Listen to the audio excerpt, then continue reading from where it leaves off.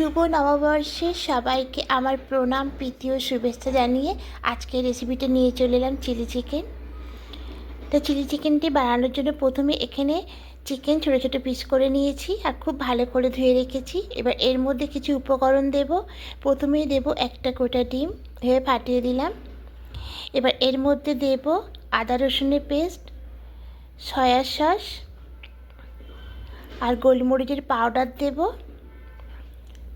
হলুদ গুঁড়ো দেব, লঙ্কা গুঁড়ো দেব, লবণ দেব আর বেশ কিছুটা কর্নফ্লাওয়ার দেবো আর সামান্য একটু ময়দা দেব। দিয়ে খুব ভালো করে এটা মাখিয়ে ম্যারিনেট করে রেখে দেব। চিকেনটা ম্যারিনেট করা হয়ে গেছে, এবার এটা সাইডে রেখে দেব। এবার আর একটা কাচের বোল নিয়েছি, এবার এর মধ্যে কিছু সস নিয়ে নেব। প্রথমেই দেব বেশ কিছুটা টমেটো সস। টমেটো সসের পরিমাণটা একটু বেশি দিতে হবে। এবার দেব চিলি সস আর দেব সয়া সস। এবার সব সসগুলোকে খুব ভালো করে মিশিয়ে নেব। এদিকে একটা ননস্টিক কাঠের প্যান বসিয়ে দিয়েছি। এবার এর মধ্যে বেশ কিছু সাদা তেল দেব।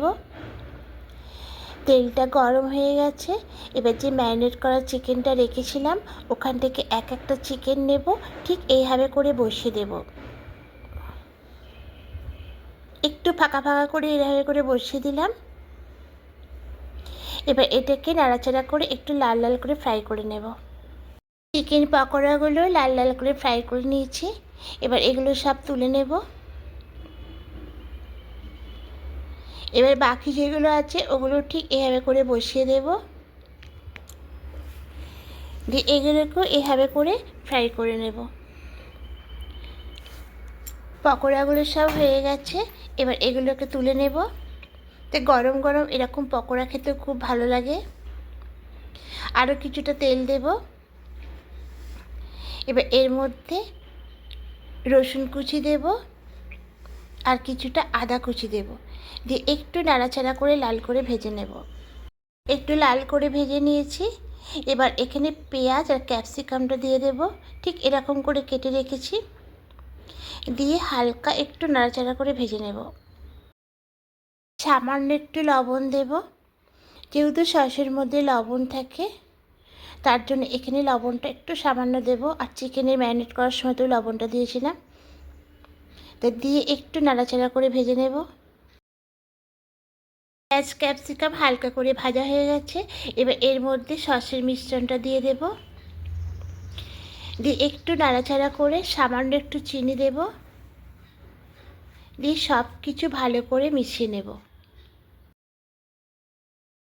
1 চামচ কর্নফ্লাওয়ার জলের মধ্যে দিয়ে খুব ভালো করে গলিয়ে নিয়েছিলাম, ওই কর্নফ্লাওয়ার গোলা জলটা এবার দিয়ে দেব, দিয়ে খুব ভালো করে মিশিয়ে নেব।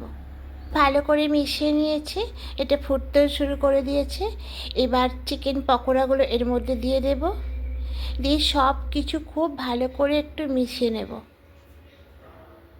এবার এর মধ্যে কিছুটা সাদা তেল দেব, সাদা তেল দিয়ে খুব ভালো করে মিশিয়ে নেব।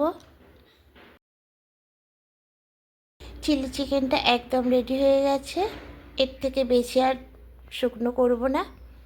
এবার গ্যাসটা অফ করে দেব। এবার এর উপর দিয়ে সামান্য একটু সাদা তেল ছড়িয়ে দেব, এটা দেখতে ভালো লাগার জন্য করলাম। আর তিল খাওয়া বন্ধুরা আমাদের শরীরের পক্ষে ভীষণ উপকার। তো রান্নাটা যদি ভালো লেগে থাকে বন্ধুরা অবশ্যই কমেন্টে জানাবেন, একটা লাইক করে দেবেন। আর নতুন বন্ধুরা যারা দেখছেন এখনও পর্যন্ত সাবস্ক্রাইব করেননি তাদের কাছে অনুরোধ রইল সাবস্ক্রাইব করে পাশে থাকার জন্য। আপনারা আমার পাশে থাকলে আমিও আপনাদের পাশে থাকবো। আপনারা ভালো থাকবেন, সুস্থ থাকবেন। আবার কোনো রেসিপি নিয়ে চলে আসবো। আজকের মতো টাটা।